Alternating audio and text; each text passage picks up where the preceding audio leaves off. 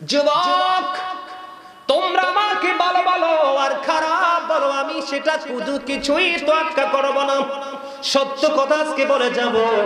আল্লাহ বলেছেন ওয়াকুলু কাওলান সাদীদা, আল্লাহ বলেছেন সে the right thing, সত্য কথা বলো, সঠিক কথা বলো, মিথ্যা বলা যাবে না। মিথ্যা হলো সব অপরাধের মূল।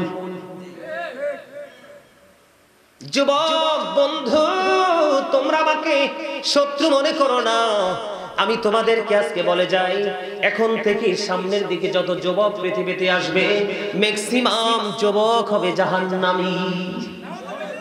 জোরে বলেন না নাউজুবিল্লাহ, আর আওয়াজ তুলে বলেন নাউজুবিল্লাহ। ম্যাক্সিমাম যুবক কোথায় যাবে? জাহান্নামে যাবে রে।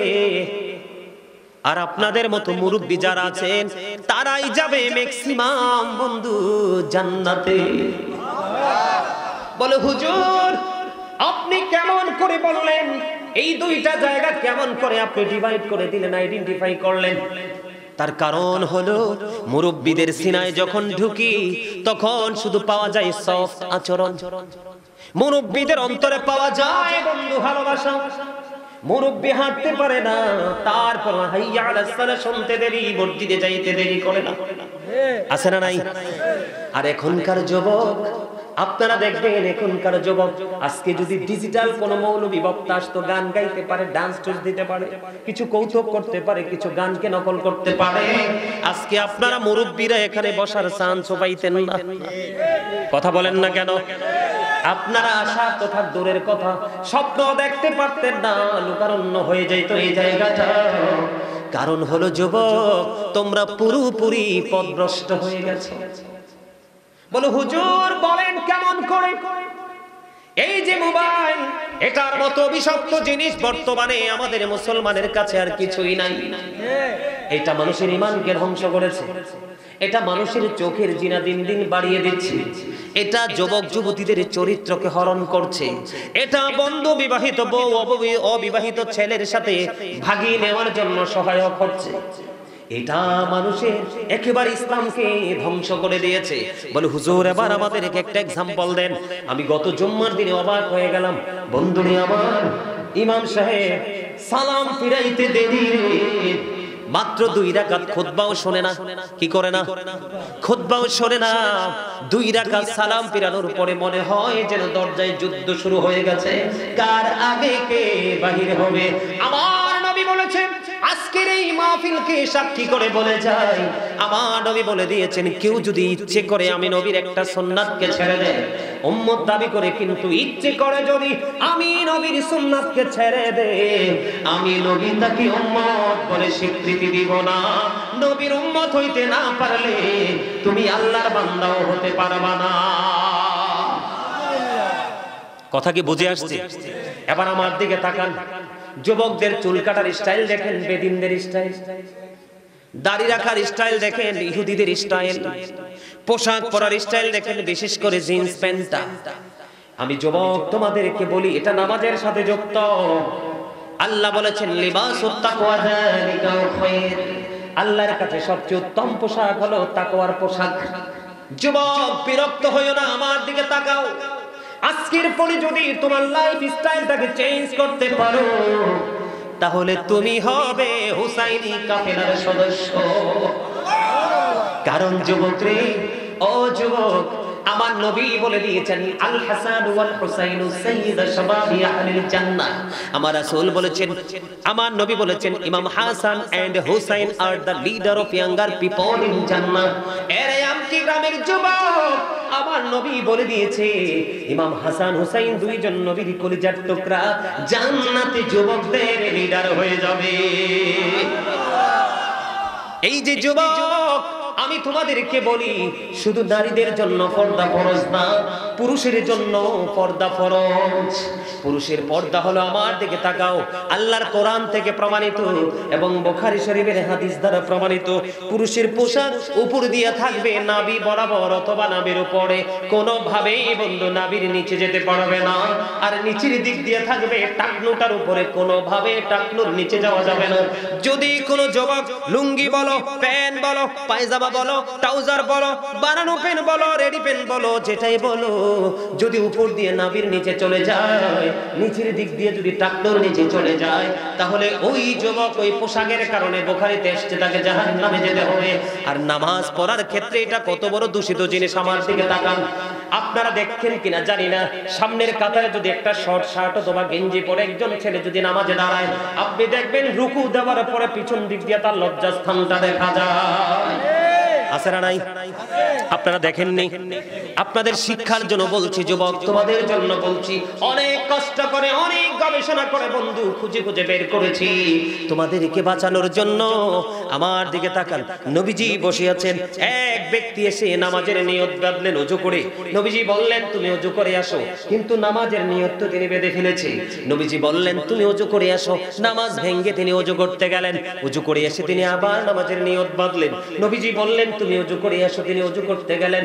দ্বিতীয়বার যখন ওযু করতে গেল, আরেকজন রাসূলকে প্রশ্ন করলো, ইয়া রাসূলুল্লাহ, ইয়া হাবিবাল্লাহ, নবী গো, বারবার কেন বলছেন ওযু করার জন্য? ও নবী, তার সমস্যাটাকে আমার নবী বলেছেন, সে নামাজ পড়ার জন্য পোশাকের একটা কন্ডিশন আছে।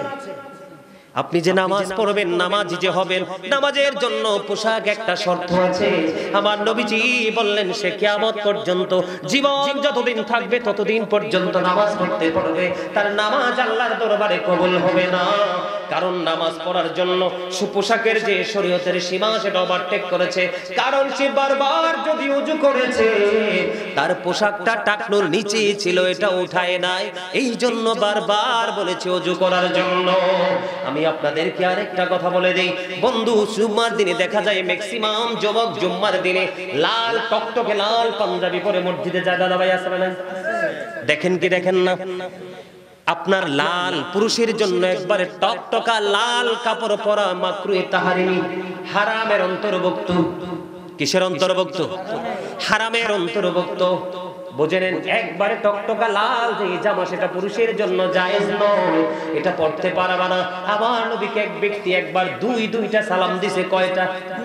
দুইটা সালাম দিয়েছে। নবী একটা সালামের জবাব দেয়নি। তার কারণ কি? নবী সালামের জবাবটা কেন দিল না?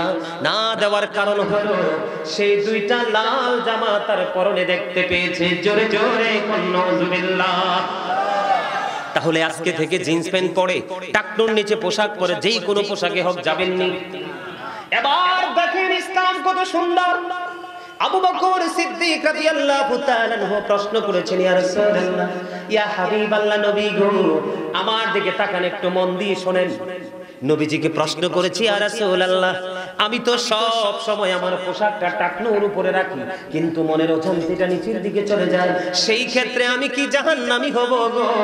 নবীজি জানিয়ে দিয়েছেন, না না না রে আবু বকর, একটা মানুষ সব সময় সে টাকনুর উপরে রাখে পোশাকটা, মনের অজান্তে এটা যখন টাকনুর নিচে চলে গেল, সে তাৎক্ষণিকভাবে পোশাকটাকে উঠিয়ে ফেললো, আল্লাহ তাকে কোনো সাজা দিবে না। কারণ তার যখন মনে হলো টাকনুর নিচে তো পড়ার কোনো ইখতিয়ার আমার নাই, আল্লাহ রাব্বুল আলামিন আমাকে নিষেধ করে দিয়েছে, আল্লাহর হাবিব আমাকে নিষেধ করে দিয়েছে, মনে যখন হলো আমি এটাকে উঠিয়ে নিলাম, আর এটার নামই হলো তাকওয়া। কথা বলেন না, এটার নাম কি? এটার নামে তাকওয়া। ভয়, অনুশোচনা, অনুতপ্ত হওয়া। বন্ধু, এই সম্পর্কে আল্লাহ কোরআনে কি বলেছে শোনেন। আল্লাহ বলেছেন, আল্লাযীনা আমানু, যারা ঈমান এনেছে, ওয়া কানু ইয়াত্তাকুন, এবং তাকওয়া অবলম্বন করেছে, লাহুমুল বুশরা, তাদের জন্য সুসংবাদ, ফিল হায়াতিদ দুনিয়া, দুনিয়ার জীবনে, ও ফিল আখিরা, এবং পরকালের জীবনে। বন্ধু আমার দিকে তাকান, ঈমান আনার পরে যখন আপনি ভয় করবেন, তাহলে আপনার জন্য নিয়ামত বরাদ্দ দুনিয়াতেও আখিরাতেও। সুবহানাল্লাহ বলেন। খবরটা খুব মজার কিনা? এগুলো কি আপনারা আগে জেনেছিলেন? কথা বলেন, এগুলো কি আগে জেনেছিলেন? আজকে জানতেছেন, শুনতেছেন, ভালো লাগে। আসলে এই জান্নাতের বাগানে উপস্থিতিও কম হবে, মসজিদে সত্যিকারের মুসল্লির সংখ্যা কম হবে, চিরস্থায়ী জান্নাতের উপস্থিতিও কম হবে। মানুষ কম হলে, উপস্থিতি কম হলে কিন্তু কখনোই মন খারাপ। মনে রাখবেন, প্রত্যেকটা ভালো কাজের পক্ষে দিন যত গড়াবে, ভালো কাজের পক্ষে মানুষ তত কম পাবে, মন্দ কাজের দিকে মানুষকে বেশি পাবেন। কথা বুঝে আসছে? বন্ধুরে আমার দিকে তাকান, নামাজ কত বড় নিয়ামত। আপনার মধ্যে যদি তাকওয়া নিয়ে নামাজটা যদি পড়তে পারেন, আমি আপনাদেরকে আবু বকর সিদ্দিক রাদিয়াল্লাহু তাআলা আনহুর জীবনী থেকে একটা মিসাল দিব। বন্ধু, আবু বকর যখন ইসলাম গ্রহণ করলেন, ইসলাম গ্রহণ করতে করতে যা দৌলত ছিল দান করতে করতে করতে করতে তিনি একদিন কি হয়ে গেল, দুস্থ হয়ে গেল, কিছুই আর নাই। নবীজি মসজিদে আযান হলো, নবীজি নামাজের জন্য অপেক্ষা করতেছে, গভীর মনোযোগ। নবীজি মসজিদে অপেক্ষা করতেছে, অপেক্ষা করতে করতে আবু বকর মসজিদে যাইতে দেরি হলো। আমার নবীজি একটা ডাক দিয়ে বললেন, রে আবু বকর, আমি থাকা অবস্থায় ইসলামের প্রতি আপনাদের এত অবহেলা, আমি চলে গেলে না জানি কি হবে। ইয়া রাসূলুল্লাহ, ইয়া হাবিবাল্লাহ, নবী গো, আমি ইচ্ছে করে দেরি করিনি, কারণ এই দেরি করেছি, এই কারণটা নবীজি জানে কি জানে না? নবীজির জানার ক্ষমতা আল্লাহ দিছে কি দিছে না? কথা বলেন না কেন? নবীজি আজ থেকে ১৫০০ বছর আগে বলে গেছে, আমরা আজকের দিনে সেটার প্রমাণ পাচ্ছি। তো আল্লাহর পক্ষ থেকে জানছি বিদায় তো জানাইছে। এবার বন্ধু নবীজি আবু বকরকে নিয়ে নামাজ শেষ করে ফেললেন। নামাজ যখন শেষ হয়ে গেল, বন্ধু নবীজি যখন মসজিদ থেকে বাহিরের দিকে কদমটা বাড়িয়ে দিল, বাড়াইয়া দিতে দেরি রে, এবার আবু বকর চাইয়া দেখে, আমার নবীজি চাইয়া দেখে হযরত জিবরাইল আলাইহিস সালাম আজকে খেজুর পাতার পোশাক পরে নবীজির সামনে। সুবহানাল্লাহ বলেন না? সুবহানাল্লাহ। একটু আশ্চর্য লাগলো না? ফেরেশতাকে খেজুর পাতার পোশাক পরা লাগে? এবার কি করলো আমার নবীজি? জিবরাইলকে প্রশ্ন করলেন, ভাই জিবরাইল, আপনার পরনে আজকে কেন খেজুর পাতার পোশাক দেখা যায়? নবী গো, ও প্রাণের নবী, আপনি আবু বকরের দিকে তাকাইয়া দেখুন গো নবী, আবু বকরের পরনে খেজুর পাতার পোশাক দেখা যায়। কারণটা কি আমি বলি? হযরতে আবু বকর দান করতে করতে দুস্থ হয়ে গেছে, কিছু নাই রে। আজকে যে মসজিদে নামাজ পড়তে যাবে বন্ধু, এই পোশাকটা পর্যন্ত নাই। আবু বকর চিন্তা করলেন, আমার পোশাক নাই, এই অজুহাতে নামাজ ছাড়া যাবে না। ও বন্ধু, নামাজ তো আমি ছাড়তে পারবো না। আবু বকরের পরনেই ছিল বন্ধু ছোট্ট জামা। আমি যেইটুকু জানতে পেরেছি সেইটুকু আপনাদেরকে জানাচ্ছি, নামাজ সম্পর্কে তারা কতটা যত্নবান ছিলেন। এই কারণে প্রাণের নবীর সাথে তার রওজায় একসাথে শুয়ে আছে। এবার আবু বকর কি করলেন? গায়ের জামার সাথে বালিশের কভার ছিঁড়ে ফেললেন।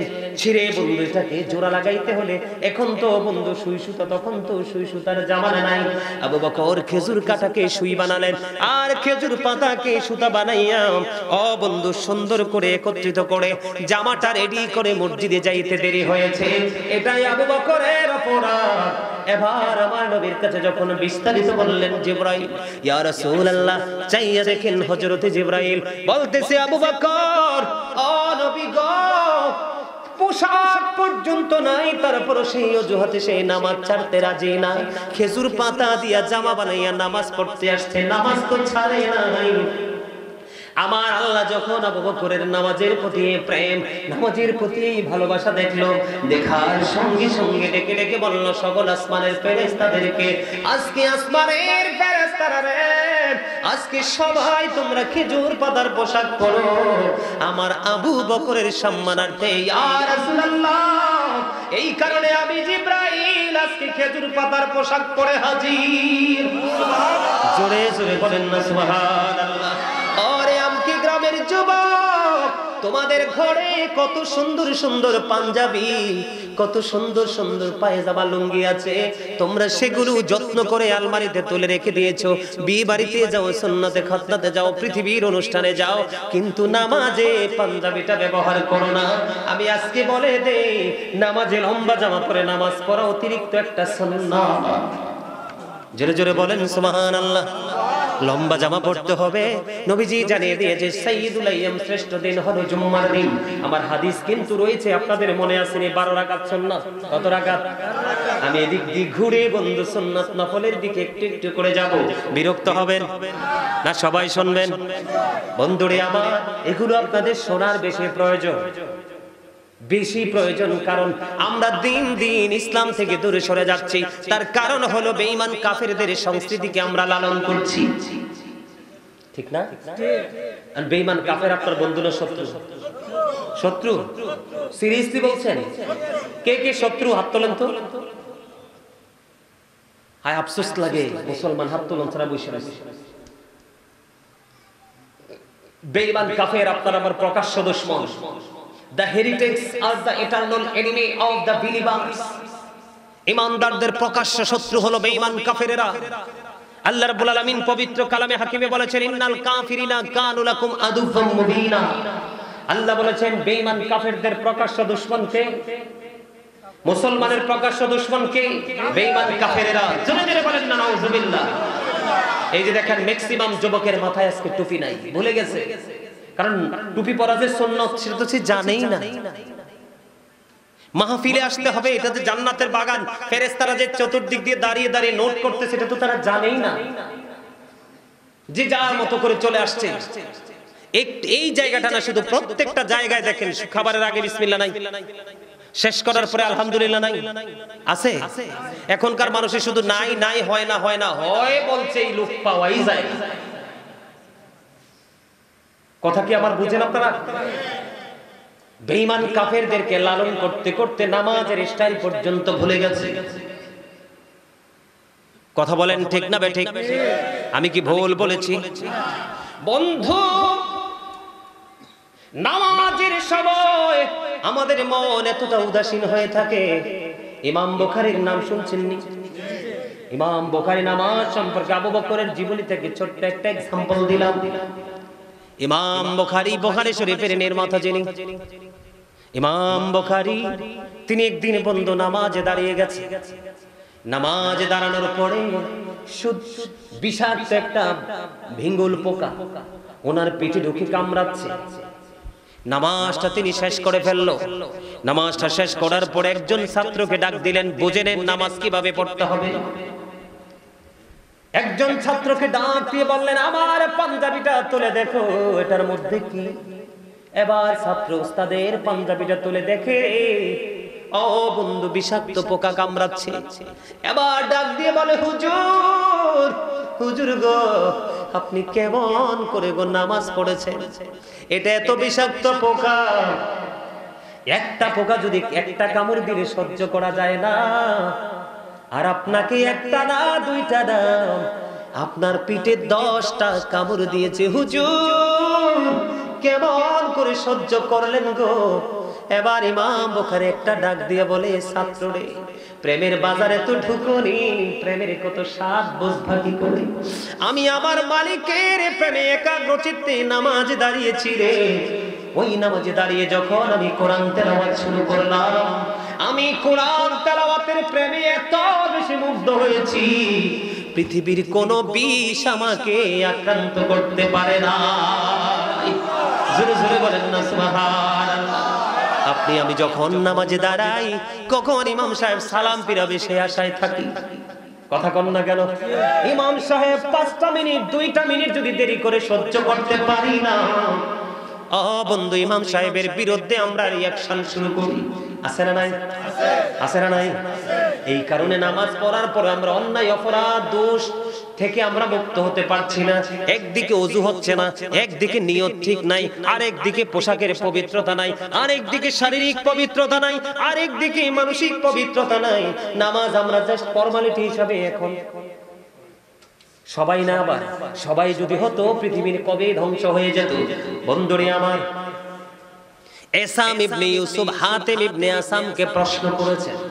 এবার আমার দিকে তাকান, অন্য দিকে তাকানো যাবে না। বিরক্ত হলে বলবেন, হুজুর বিরক্ত লাগে, বললেন না ছেড়ে দিব।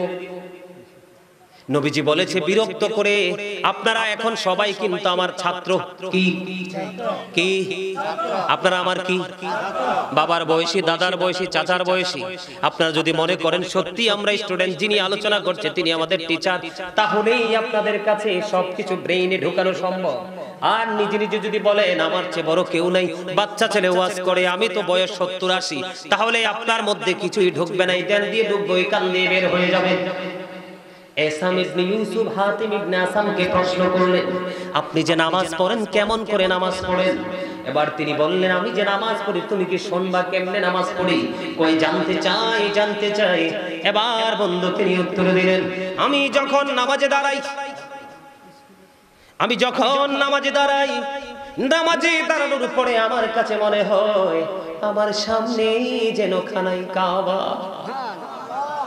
খেয়াল করেন, আর এই যুগের মুসল্লিরা যখন নামাজে দাঁড়ায় তার নজর থাকে তার গোয়াল গড়ে। এই যুগের মুসল্লিরা যখন নামাজে দাঁড়ায় তার নিয়ত মন থাকে তার ব্যবসা প্রতিষ্ঠানে। সে যখন নামাজে দাঁড়ায় একজন কৃষক, একজন ফার্মার, তখন তার মানসিকতা থাকে খেতের আইলে। কথা বলেন না কেন?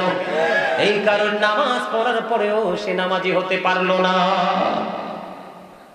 তিনি উত্তর দিলেন, বন্ধু আমি যখন নামাজে দাঁড়াই রে আমার সামনেই যেন খানাই কাবা। আমি যখন নামাজে দাঁড়াই আমার কাছে মনে হয় আমার বাম দিকে জাহান্নামটা। আমি যখন নামাজে দাঁড়াই গো আমার কাছে মনে হয় আমার ডান দিকে জান্নাত অবস্থিত। আমি যখন নামাজে দাঁড়াই আমার কাছে মনে হয় আমি যেন ফুলচেরাতের ফুলটার উপর দাঁড়িয়েছি। যদি একটু 19-20 হয় আমি ধ্বংস হয়ে যাব। আমার কাছে মনে হয় রে এই নামাজ আমার জীবনের শেষ নামাজ। আমার কাছে মনে হয় এই নামাজটা আমার জীবনের শেষ নামাজ। আমার পিছনে যেন আজরাইল দাঁড়িয়ে আছে, নামাজটা শেষ হইতে দেরি রে মনে হয় যেন আজরাইল আমাকে চেপে ধরে আমার দেহ থেকে প্রাণ পাখিটা কেড়ে নিয়ে যাবে। বন্ধু আল্লাহি আল্লাহর কসম করে বলছি গো, ওই আসাম ইবনে ইউসুফ যেমনি হাতিম ইবনে আসামকে প্রশ্ন করার পরে উত্তর দিয়েছে, ওই নামাজ যদি তোমরা পড়তে পারো, আমরা যদি পড়তে পারি, তাহলেই জীবনটা আমাদের ধন্য হয়ে যাবে, অন্যথায় নামাজ পড়েও কোনো ফায়দা হবে না। আমাদের বাঁচার রাস্তার কোনো শেষ নাই বন্ধু। প্রতিদিন শিফট আকারে ফেরেশতারা আমাদেরকে পরিদর্শন করার জন্য আসে। দিনের বেলা যারা আসে তারা চলে যায়, রাতের বেলা যারা আসে পরের দিন চলে যায়। ফেরেশতারা যখন পৃথিবী পরিদর্শন করে যখন চলে যাবে, আমার আল্লাহ সব খবর জানে কি জানে না? কোনো কিছু বাদ আসেনি। আমার আল্লাহ ফেরেশতাদেরকে ডেকে ডেকে বলে, ফেরেশতারা রে আমার বান্দাগুলোকে কোন অবস্থায় রেখে এসেছো? এবার দেখেন ফেরেশতারা ডেকে ডেকে বলে, আল্লাহ গো আমরা যখন পৃথিবীর জমিনে কদমটা বাড়িয়ে দিয়েছি তখন দেখেছি আপনার বান্দারা নামাজরত অবস্থায়। এখন তাদেরকে ছেড়ে এসেছি, ছেড়ে আসার সময়ও দেখেছি নামাজরত অবস্থায়। জোরে জোরে বলেন না সুবহানাল্লাহ। এর মধ্যে সবচেয়ে বড় মজার নামাজ বন্ধু দুইটা। কয়টা? একটা হলো সূর্যোদয়ের পূর্বে, আর একটা হলো সূর্য অস্ত যাওয়ার পূর্বে। 2 ওয়াক্তের নামাজ। বুঝতে পারছেন নি কোনটা কোনটা? ফজর এবং আসর। You are great, absolutely right. মাঝে মাঝে প্রশ্ন করি আপনাদের বিবেক বিবেচনাটাকে ঘুমন্ত মানুষকে জাগ্রত করার জন্য আপনাদেরকে প্রশ্ন করার কিন্তু কোনো ইখতিয়ার আমাদের নেই। আলেমরা পাবলিককে প্রশ্ন করতে পারবে না, আপনারা আমাদেরকে প্রশ্ন করতে পারবেন। কিন্তু এই প্রশ্নটা কেন করেছি এটা একবারে সহজ। ম্যাক্সিমাম লোকের উত্তরও হয়েছে, 2-1 জন একটু আবেগে হয়তো ভুল বলে ফেলেছে। আসর এবং ফজর কি খুবই মজার নামাজ। আমার রাসূল জানিয়ে দিয়েছে, মান সাল্লাল ফারদাইনি দাখালাল জান্নাহ। আমার নবীজি বলে দিয়েছে, শীতল সময়ের 2 ওয়াক্তের নামাজ যে পড়বে তার ঠিকানা জান্নাত। একটা হলো সূর্য উদিত হওয়ার আগে ফজর, সূর্য অস্ত যাওয়ার আগে আসর। এই বন্ধু মান তারাকা সালাতাল আসরি ফাকাদ হাবিতা আমালুহু। যেই ব্যক্তি আসরের নামাজ ছেড়ে দিল তার সব আমল যেন নষ্ট হয়ে গেল। আসরের নামাজ ছেড়ো না। ও বন্ধু আরেকটা মজার খবর হলো, যেই ব্যক্তি এশারের নামাজ জামাতের সাথে পড়লো সে যেন অর্ধরাত পর্যন্ত ইবাদত করলো। যেই ব্যক্তি ফজরের নামাজ জামাতে পড়লো সে যেন সারা রাত ইবাদতের মধ্যে কাটিয়ে দিল। জোরে জোরে কন্যা সুবহানাল্লাহ। খবরটা কি মজার না? জাহান্নামীরা যখন জাহান্নামে যাবে, জাহান্নামীদেরকে প্রশ্ন করা হবে, বন্ধু তুমি কেন গো জাহান্নামে এসেছো? তোমার ঠিকানাটা কেন জান্নাত না হয়ে জাহান্নাম হয়ে গেল? সে তখনই উত্তর দিয়ে দিবে, আমি ইচ্ছে করে করে নামাজ ছেড়ে দিয়েছি, এই জন্য আমার ঠিকানা হলো জাহান্নাম। জোরে জোরে নাউজুবিল্লাহ। তাহলে নামাজ পড়লে লাভ না লস? আরো জোরে বলেন। যদি বন্ধু একা একা নামাজ পড়ার চাইতে জামাতে নামাজ পড়া 25 গুণ বেশি সওয়াব, তার মানে এক রাকাতে 25 রাকাতের সওয়াব। লাভ আছে না নাই? এই লাভের পক্ষে থাকবো না লসের পক্ষে? যারা মসজিদে আসেন তারা দূর থেকে যারা আসেন তারা বেশি সওয়াবের অধিকারী। বনু সালেমা গোত্রের, আমার দিকে তাকানো বন্ধু, বনু সালামা গোত্রের হযরতে জাবের রাদিয়াল্লাহু তাআলা আনহু থেকে হাদিস খানা বর্ণিত। বনু সালেমা গোত্রের কিছু লোক এসে নবীজির কাছে বললেন, ইয়া রাসূলুল্লাহ, ইয়া হাবিবাল্লাহ, মসজিদের আশেপাশে কিছু প্লট খালি পড়ে আছে, আমরা চাই এই মসজিদের কাছে এসে বাড়ি বানাতে। নবীজি একটা ডাক দিয়ে বলল, না না না, তোমরা যেখানে আছো সেখানেই তোমরা অবস্থান করো গো, মসজিদে তোমরা মসজিদের নিকটবর্তী হইও না। ইয়া রাসূলুল্লাহ, কেন গো? মসজিদের নিকটবর্তী হইলে তোমরা নিয়ামত থেকে বঞ্চিত হবে। এখন তুমি দূর থেকে হেঁটে আসার কারণে যেই নিয়ামতটা পাও, তুমি মসজিদের কাছে থাকার কারণে সেই নিয়ামতটা তুমি পাও না।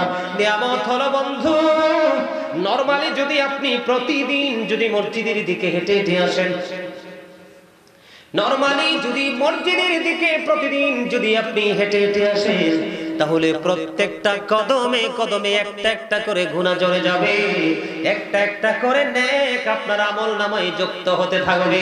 এই জন্য আপনার আমার প্রাণের নবী বনু সালেমা গোত্রের লোকদেরকে বলেছে, তোমরা যেখানে আছো সেখানেই থাকো, মসজিদের নিকটবর্তী হয়ে বাড়ি বানানোর দরকার নাই। সুবহানাল্লাহ বলেন। মসজিদে হেঁটে হেঁটে আসবেন নি।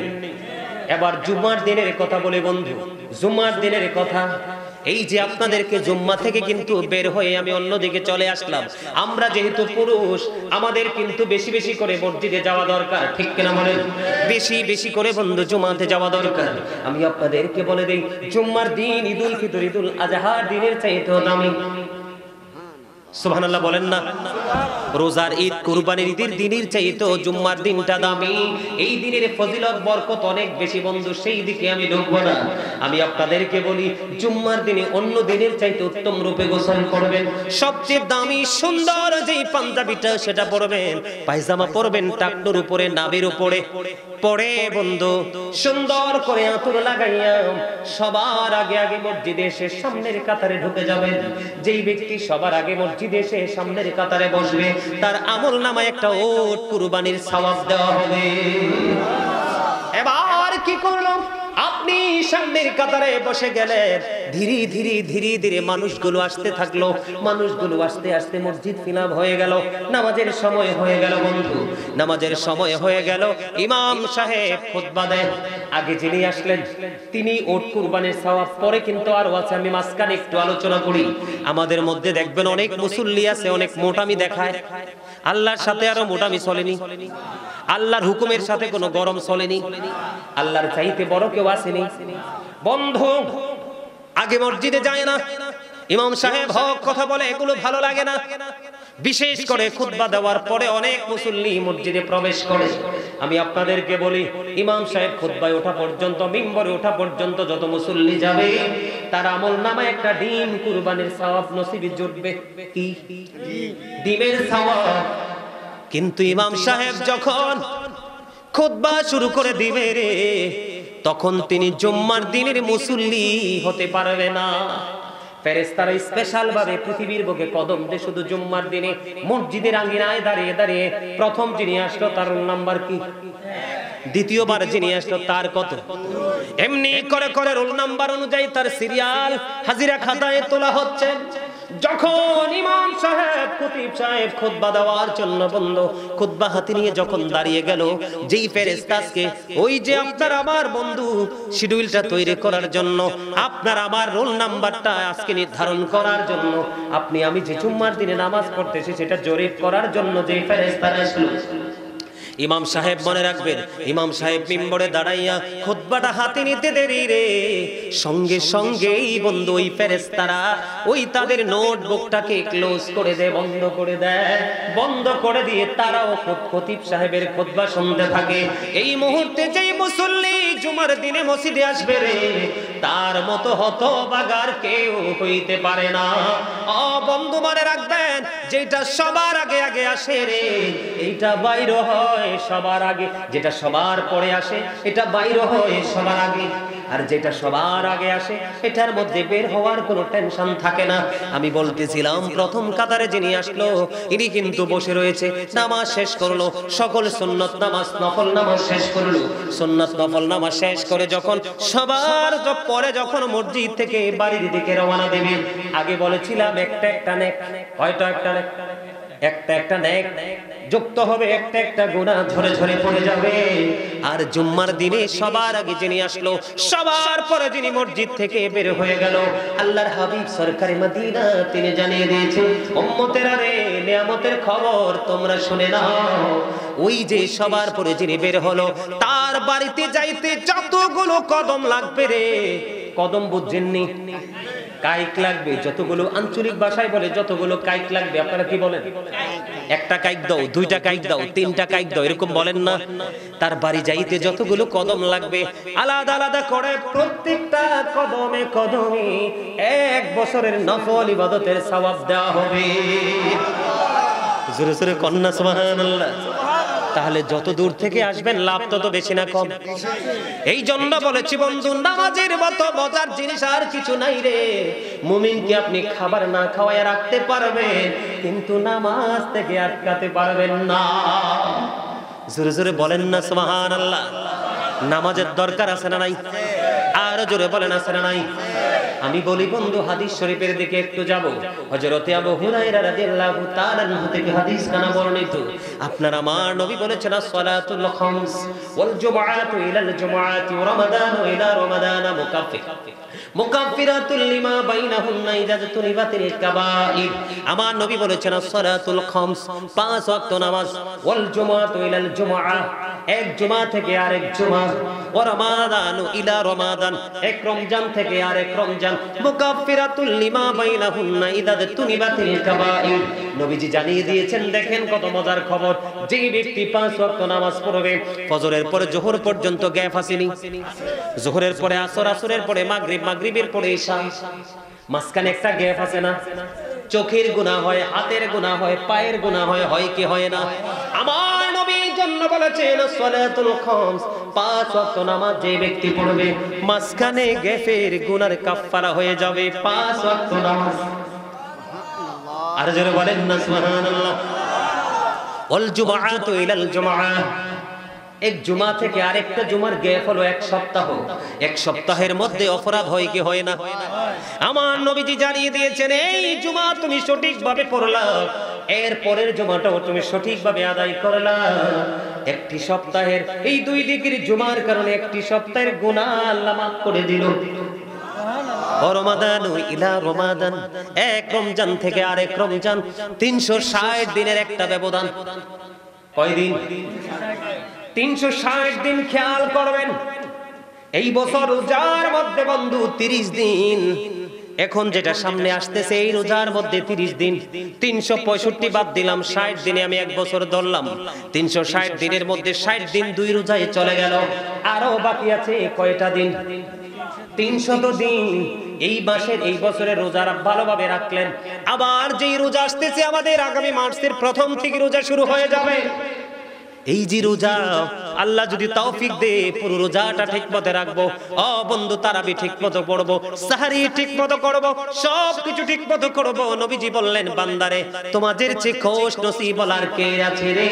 তোমার এই 2 দিকের রমজানের কারণে 300 দিনের গুনার কাফারা হয়ে গেল। তবে শর্ত হলো, মুকাফফিরাতুল লিমা বাইনাহুন্না ইযা তুনিবাতিল কাবাইর। শর্ত হলো কবিরা গুনাহ করা যাবে না। তাহলে নামাজের মজা আছে না নাই? আর জোরে বলেন। এখন 5 ওয়াক্ত নামাজ ফরজ হলো, কি হলো?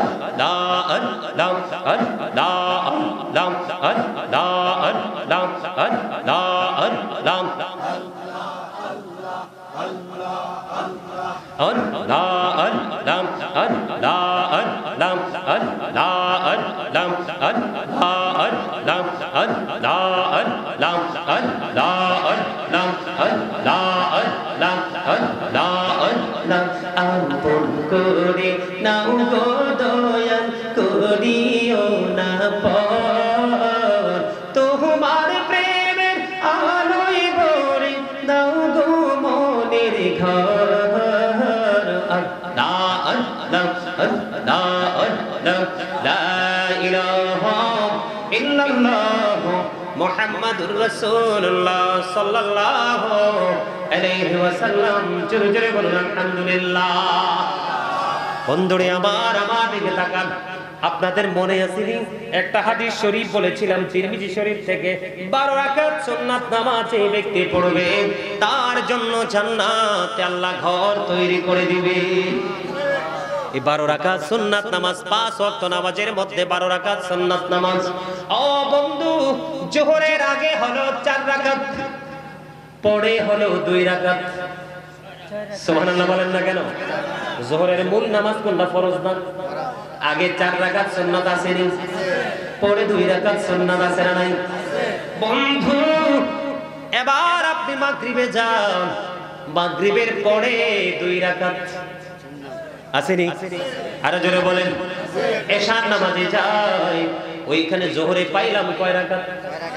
6 রাকাত। মাগরিবে পাইলাম কয় রাকাত? 2 রাকাত। কত হলো? 8 রাকাত। এশার নামাজে যাই, এশারের নামাজে হলো 2 রাকাত। ফজরের নামাজের পূর্বে হলো 2 রাকাত। কয় রাকাত হলো? 12 রাকাত সুন্নাত নামাজের এত ফজিলত, এত নিয়ামত রে বন্ধু।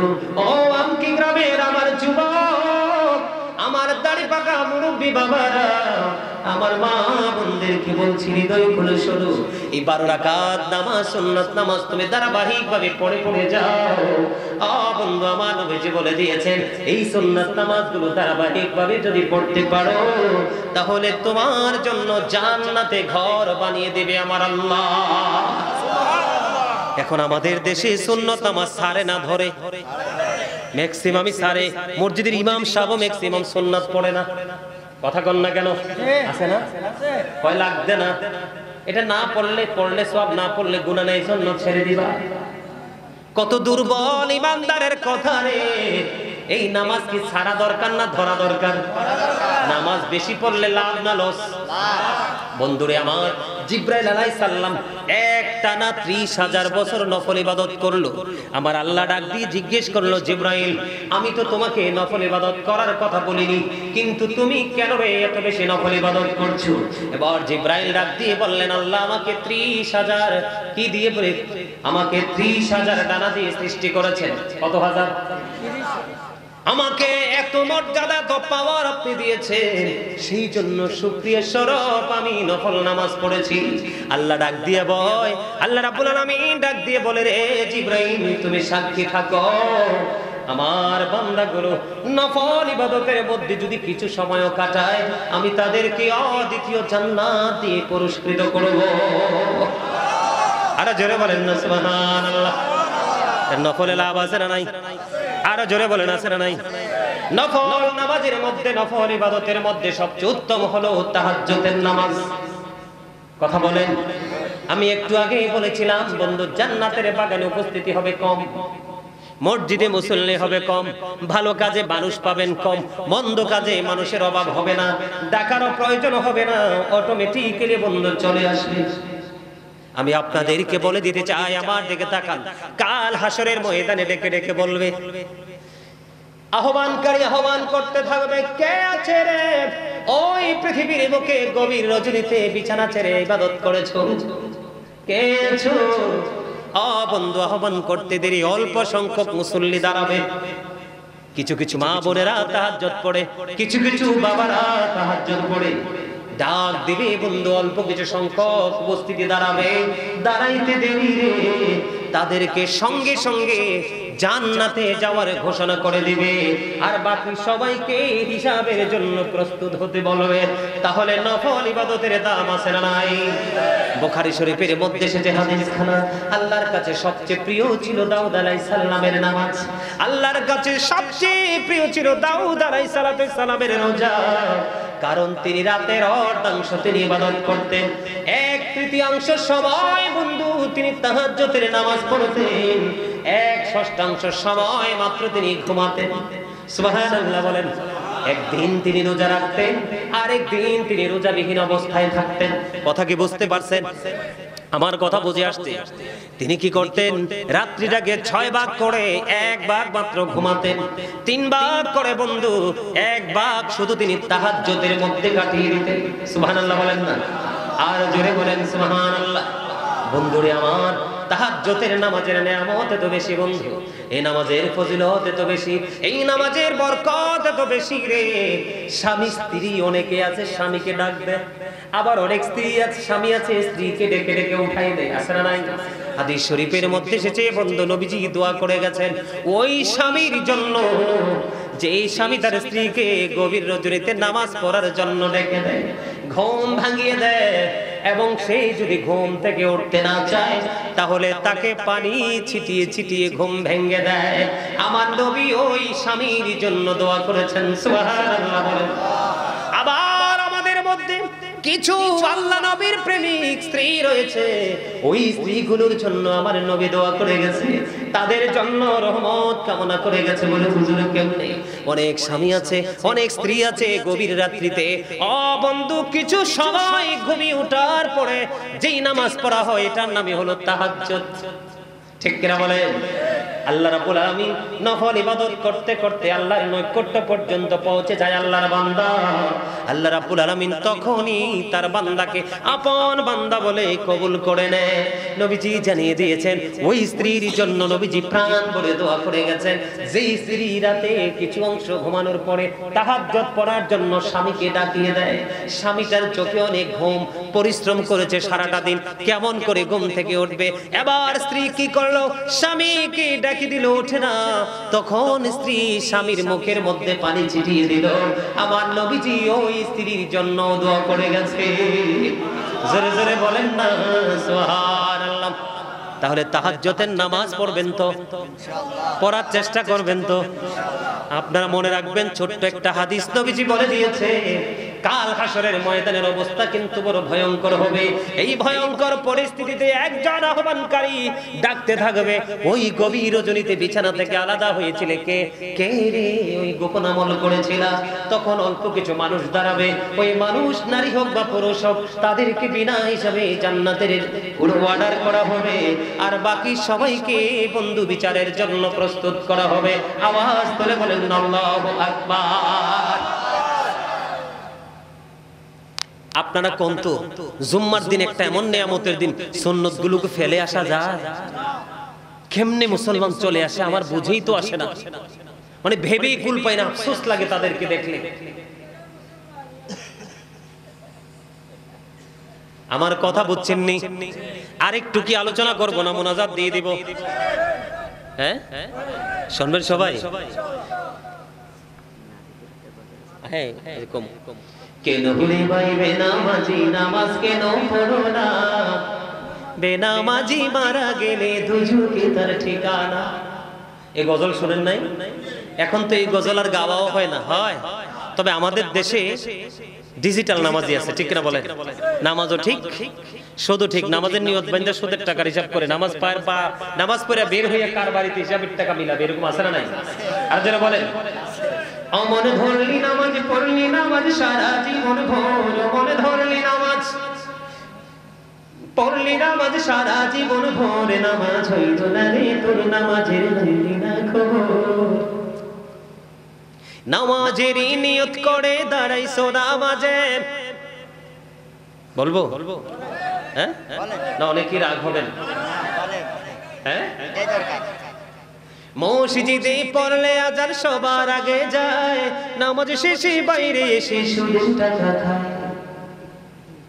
নামাজ হইল না রে তোর নামাজের লইলি না খবর নামাজের ভিতরে তোমায় মশাই কামড় দিলে মশা তুমি আগে মারো রুকু সেজদা ফেলে নামাজ হইল না রে তোর নামাজের লইলি না খবর ও মনে ধরলি নামাজ পড়লি নামাজ সারা জীবন ভর মনে ধরলি নামাজ বলেন না পড়লি নামাজ সারা জীবন ভর নামাজ হইল না রে তোর নামাজের লইলি না খবর আসলে ঠিক না বে ঠিক নামাজের ঘরে সুখ নাই শান্তি নাই উপযুক্ত ছেলের বিয়ে হয় না উপযুক্ত মেয়ের বিয়ে হয় না সে লেখাপড়া শেষ করেছে ছেলে মেয়ের চাকরি হয় না তার কারণ তুমি এখনো নামাজি হইতে পারলা না নামাজি হইতে পারো নাই হিসাবটাও মিলাইতে পারো না ঠিক না ঠিক আমি বন্ধু আপনাদেরকে বলবো আমাদের প্রতিদিনের নামাজ শুরু হয় ফজর দিয়ে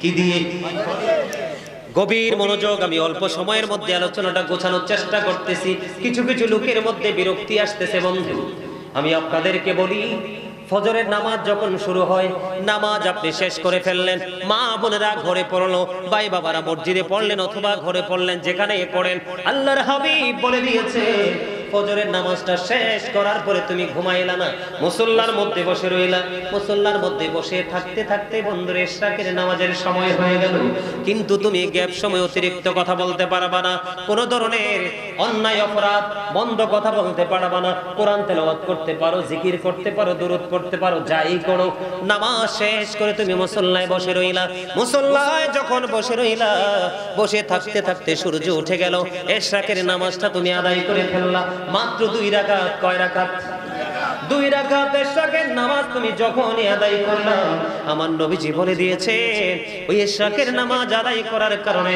তোমার পূর্বের সব গুনাহগুলি আমার আল্লাহ maaf করে দিবে জোরে জোরে সুবহানাল্লাহ বন্ধু এখানে শুধু খামতা নয় আমি আপনাদেরকে বলে দেই বন্ধু বেশি বেশি করে তাহিয়াতুল ওযুর নামাজ পড়বেন এটা মাকরু এবং হারাম সময় ছাড়া ওযু করার পরে সাথে সাথে বন্ধু পড়বেন বিশেষ করে আমরা জুমার দিনে সবাই তাহিয়াতুল ওযুর নামাজ পড়ি কিন্তু নামাজের নিয়মটা আমরা সবাই জানি না বন্ধু জুমার দিনে যখন কোন পুরুষ তাহিয়াতুল ওযুর নামাজ পড়বে মসজিদে ঢোকার সাথে সাথে বসবেন না না বসে আগে আপনি তাহিয়াতুল ওযুর নামাজটা পড়বেন এটা বড় একটা নিয়ামতের জিনিস গুনাহ মাফের জন্য বড় সহায়ক সুবহানাল্লাহ বলেন আর জোরে বলেন বন্ধুরে আমার বেশি বেশি করে তাহিয়াতুল ওযুর নামাজটা পড়বেন এবার ইশরাকের নামাজ আপনি পড়ে ফেলেছেন আরো একটু অপেক্ষা করেন ইশরাকের নামাজ পড়ার পরে একটা নামাজ আছে দুহার অথবা শাস্তের নামাজ আসেনি দুহার অথবা শাস্তের নামাজ এই নামাজটা 2 রাকাত থেকে 12 রাকাত পর্যন্ত পড়া যায় কয় রাকাত 2 রাকাত থেকে 12 রাকাত পর্যন্ত পড়া যায় এটা সূর্য পশ্চিম আকাশে হেলে যাওয়ার আগ পর্যন্ত এটার সময় কথা বুঝছেননি তার মানে 12টার পরে কিন্তু সূর্য পশ্চিম আকাশে হেলে যায় 12টা পর্যন্ত বা 12টার একটু আগে কারণ 12টার সময় নামাজ পড়া যাবে না এটা হলো দ্বিপ্রহর সূর্য ওঠার সময় পড়া যাবে না সূর্য অস্ত যাওয়ার সময় পড়া যাবে না এই 3টা সময় হলো বন্ধু হারাম টাইম এই টাইমে কোনো ইবাদত আমল করা যায় না এবার কি করলেন আপনি চাষের নামাজ পড়লেন আল্লাহর হাবিব সরকারে মদিনা তিনি জানিয়ে দিয়েছে আমার দিকে তাকান মানুষের শরীরের মধ্যে 360টা জোড়া আছে কয়টা 360টা জোড়া আছে এই 360টা জোড়ার সাদকা আদায় করতে হবে আপনাকে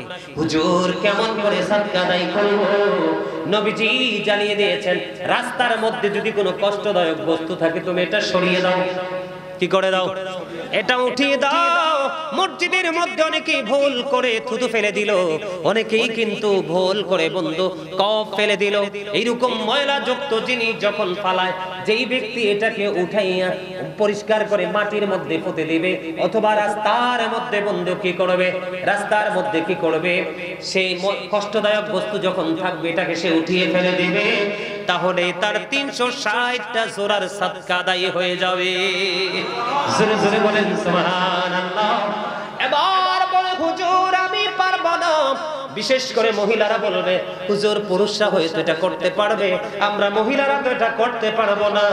আপনারা যদি করতে না পারেন আফসোস করার কোনো বিষয় নেই, কারণ আপনাদের জন্য রয়েছে চাস্তের নামাজ, ওই নামাজ পড়লেই হয়ে যাবে। সুবহানাল্লাহ বলেন না, আর জোরে বলেন সুবহানাল্লাহ। খবরটা কি মজা লাগে নাই? আপনি সিম্পল একটা কাজ করবেন, 360টা জোড়ার সাদকা আদায় হয়ে যাবে। জোরে জোরে বলেন না সুবহানাল্লাহ। জীবনের গুনাহগুলো maaf হয়ে যাবে। কত বড় নিয়ামত। আরেকটা নামাজ বন্ধু আমি আপনাদেরকে বলে দেই, মাগরিবের 2 রাকাত সুন্নাতের পরে আওয়াবিন নামাজ আছে না নাই? কয় রাকাত? 6 রাকাত। এই 6 রাকাত আওয়াবিন নামাজ বন্ধু পড়ার নিয়ম হলো অত্যন্ত সুন্দর। মাগরিবের নামাজ পড়ার পরে প্রয়োজন ছাড়া, বরকতময় কথা ছাড়া কোনো কথা বলবেন না, সরাসরি আওয়াবিন নামাজ পড়ে ফেলবেন। আওয়াবিনের নামাজ যখন 6 রাকাত বন্ধু আদায় করে ফেলবেন, আল্লাহর হাবিব জানিয়ে দিয়েছে বন্ধু 12 বছরের ইবাদতের সমান সওয়াব পাওয়া যাবে। ওই নিয়ম অনুযায়ী যদি বন্ধু আপনি আমল করতে পারেন। সুবহানাল্লাহ বলেন না। এই নফল ইবাদতগুলো করবেন তো?